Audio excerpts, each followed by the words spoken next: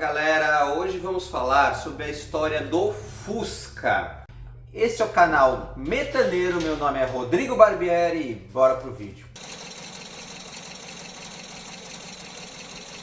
Em 1931, na Alemanha, tinha uma deficiência de um carro popular. Eles não tinham um carro popular na Alemanha. Os carros da Alemanha, na época, eles eram todos feitos à mão e eram sedãs luxuosos.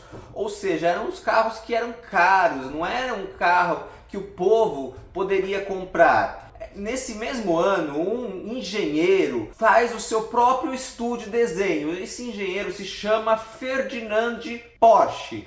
Logo que ele abre esse estúdio de desenho, entra em contato com ele um fabricante de motocicleta. O que esse fabricante de motocicletas queria? Como ele viu que a Alemanha não tinha um carro popular, ele queria fazer um carro popular para poder vender para esse povo alemão, para poder ter um bom lucro com isso. E o que ele fez, o Porsche? Ele fez um carro, está aparecendo aí na tela, ou apareceu, parecido com o Fusca, que era motor traseiro refrigerado a ar já, baseado nos motores das aeronaves da época. Era um motor radial de 5 cilindros de 1.200 cilindradas. Ou seja, ele já fez um carro ali meio que quase um Fusca.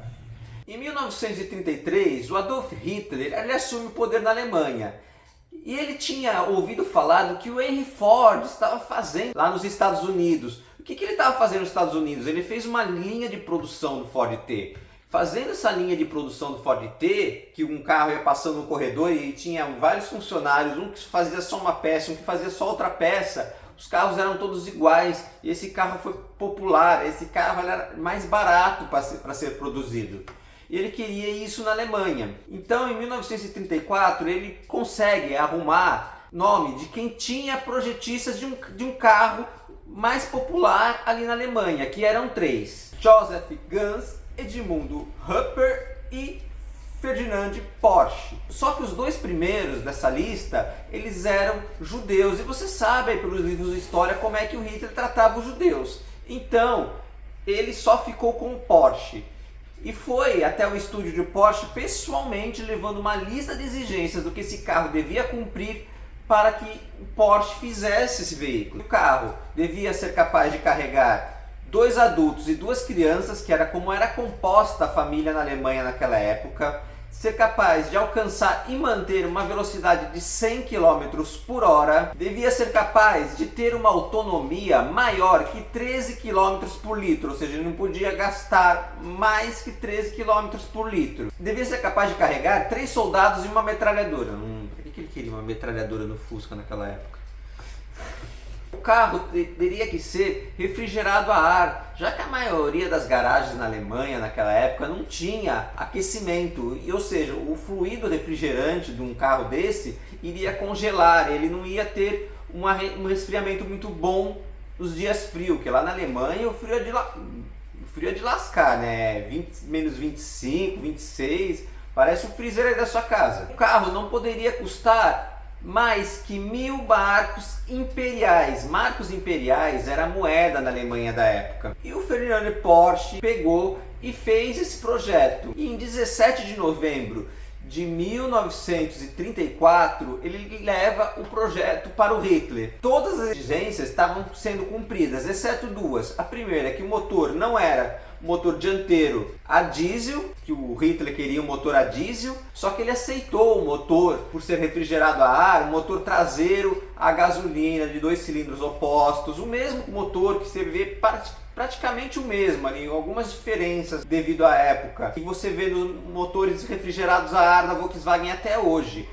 Só que o motor não era de 1.200 cilindradas nem 1.300, ele era só 1.100 cilindradas. E uma das exigências que o Hitler bateu o pé, tem que ser cumprida, tem que ser cumprida, tem que ser cumprida, era que o carro não ficava dentro do preço que ele queria. O carro não sairia por menos desse carro de 1.500 marcos imperiais. Ou seja, para manter o preço, o Hitler resolveu arrumar uma mão de obra mais em conta, mais barata. Então ele fez a Associação de Fabricantes de Carro da Alemanha, chamada RDA.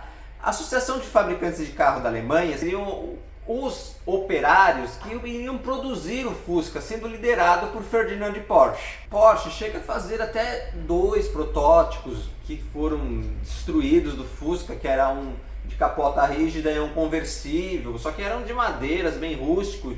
Depois ele fez um protótipo que foi o oficial do Fusca, que é o Fusca propriamente dito. O Fusca não tinha nem janela traseira ainda.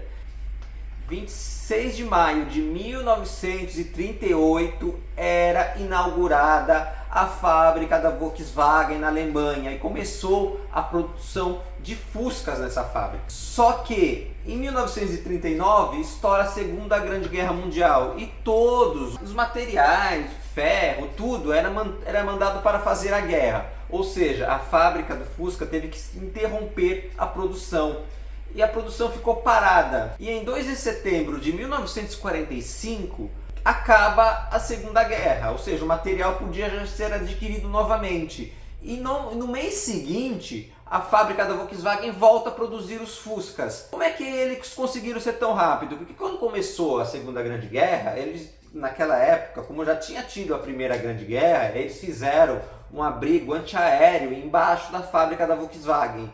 E como começou a Segunda Guerra, eles tiveram que parar a produção, eles pegaram todos os maquinários e levaram para esse porão antiaéreo e ficou lá. Ou seja, eles pegaram esse maquinário, voltaram para a fábrica e botaram para funcionar. O Fusca só veio parar aqui no território brasileiro em 1950.